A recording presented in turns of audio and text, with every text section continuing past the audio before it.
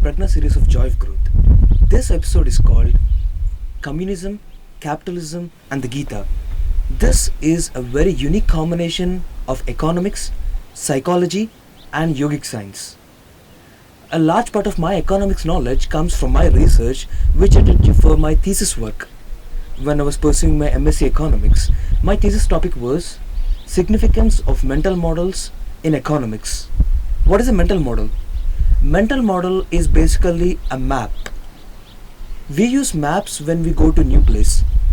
How effectively we navigate in that place depends on how accurate our map is. If a map is faulty, we end up in a wrong place or we get stuck somewhere in the middle. In the same way, mental models help us to get sense about various things in our life. And in this video, we are going to analyze the mental models of economic structures such as communism and capitalism. Let's start with communism. Communism, actually it has a very bad press. Generally, the collapse of Russian economy under Stalin is given as an example for why communism doesn't work. The intention of communism is great. It's actually, as the statement goes, from each according to his capability to each according to his needs. So it's a very great ideal, but coming to the implementation part, many things got wrong. For example, there were some work rules under Stalin, such as if a person is absent for more than certain period of time, he'll be punished, and the punishments can be as severe as execution. So the idea of communism was imposed on people. And even if you look into the history of China, when communism was implemented, a lot of human struggle was there. And in various parts of the world, the people who were inspired by the ideas of communism, though their intentions were right, they went into various things such as Naxalism and stuff, and they created a lot of turbulence in the society. Now coming to the capitalism part. While communism is about social service, capitalism is about profit maximization. Actually, there is an economist called Milton Friedman. He influenced the world economic perception in a very strong way. He is an advocate of free market economics and deregulation. He says that the optimal state for economics to prosper is when there is least government intervention. Okay, let us see what actually happened when these ideas were implemented. When there was deregulation, like reducing the regulations in the business, we saw some of the biggest economic disasters on the planet. And in many countries where capitalism is implemented, there started a wealth inequality. That is, the rich began to become more and more rich and the poor became more and more poor. This has been statistically observed. So the capitalism has got its own problems. For example, there is this term called trickle-down economics that is used. It is said that if the wealthier section of the society got more and more rich, naturally the benefits will flow to the lower segments, and it has been clearly debunked. Now, so what is the solution? In order to look into this, we are going to use a concept called third alternative. It's a very effective solution, a very effective way of reaching the solution when there are conflicting ideas, conflicting paths. Generally, when there are two different approaches, there is either a conflict between them or there is a compromise at the best. But third alternative is about looking into the very core requirements of both the approaches, and then we come up with a third alternative which has got the requirements of both of them, the core requirements of both of them, and also the third alternative is much better than either alternatives. So let us search for the third alternative for the communism and the capitalism. And for this, we are going into the Gita. Here Gita is Bhagavad Gita. So maybe you're expecting, in the previous video I told about Rita, and now I'll tell about another girl Gita. No, here Gita is Bhagavad Gita. In Bhagavad Gita there is a very important concept called the three gunas, or the three modes of nature. They are the Sattva guna, Rajoguna and Tamoguna, or Sattvic nature, Rajasic nature and Tamasic nature. To give a good analogy, we have the pixels in the TV screen, right? So those three pixels, those three colors, using the combination of those three, we get a large variety of various images, different colors. In the same way, based on these three gunas in a person, these three modes of nature, so based on this combination, we get a variety of behaviors among various people. Tamoguna is about inertia. Whenever Tamoguna is dominant, the person is into laziness and delusion and all this stuff. If we take the Rajoguna, it's about activity which is motivated towards rewards. And if you go to Sattva Guna is about it's of freedom and joy and love. There is activity present here also, but it is not an expectation for some reward. And in the Gita there is a detailed explanation of each guna, what are the psychological characteristics, what is the diet associated to each guna. So there are various details. Now we'll be analyzing the communism and capitalism with this framework of three gunas. If you take capitalism for example, there is a lot of focus on Rajoguna. There is a lot of talk about incentives. Incentives are needed to motivate people, and that is where the communism made a mistake. So there are no incentives for the people. They are just expected to work out of this ideas of brotherhood. It doesn't happen that way. If you want people to work in that way, you need to provide the necessary environment for the people to evolve. Only then the people can work without any rewards.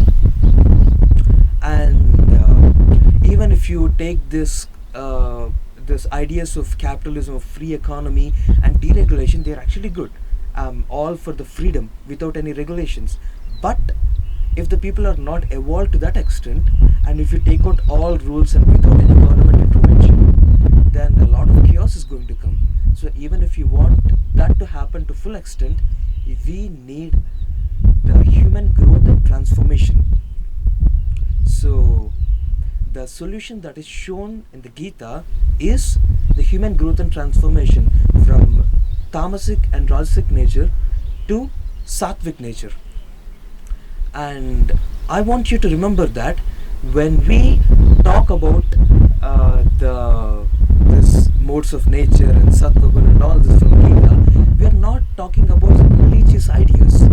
For example, a person who is a very good example of sattvic nature is Abdul Kalam, a man of incredible knowledge and wisdom and brilliance and competence and continuous activity, but it's not about himself. He was evolved to such an extent that he was inclusive of an entire nation. So that is what we're talking about human nature.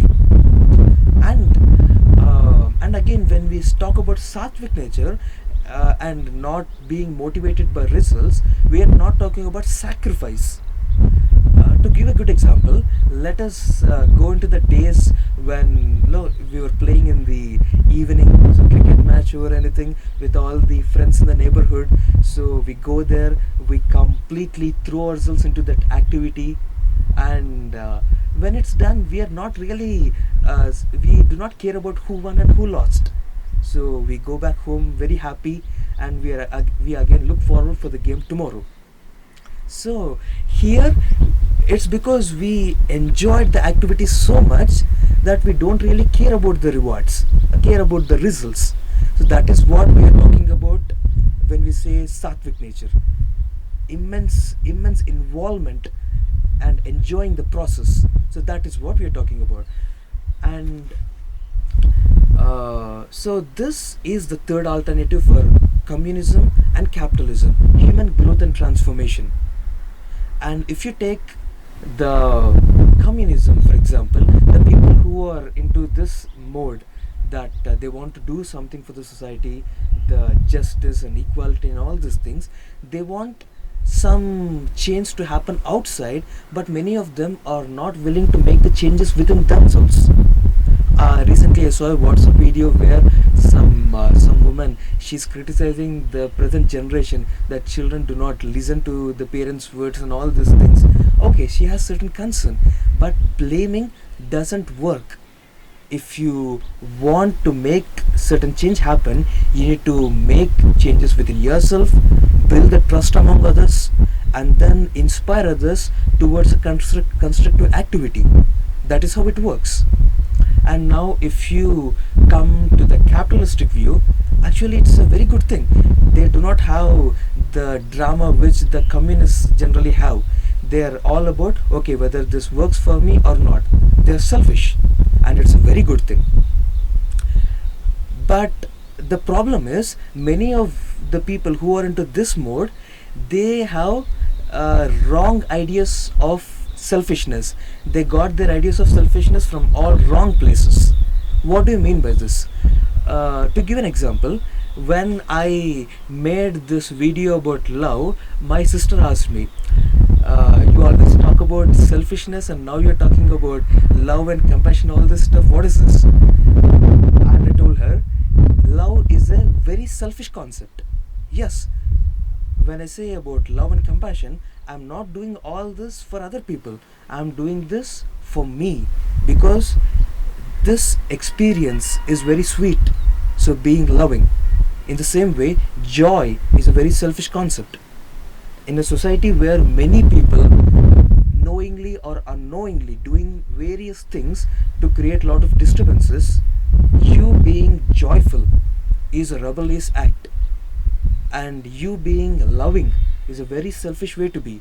If you're really considerate about all the crap around yourself, about what they are saying and all what they are saying, and you may be, you may be borrowing some crap from other people, the hatred from other people, but no, you're very selfish and you do the things which work, and so you are loving.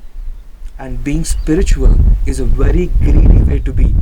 You're not satisfied with normal and petty things.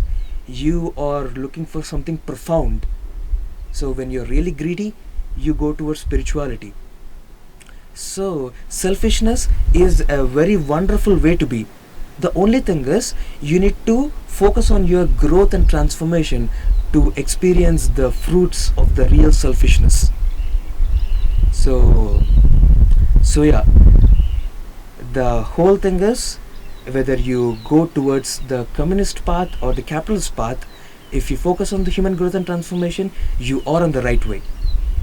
And now that we are entering into the 2020, a wonderful year, Abdul Kalam, his dream was to see India as a superpower by 2020. And there are so many government programs and educational institutes and private institutes, private organizations. They have many plans for 2020. So I encourage you to give your best in this year and use all the opportunities that will be available.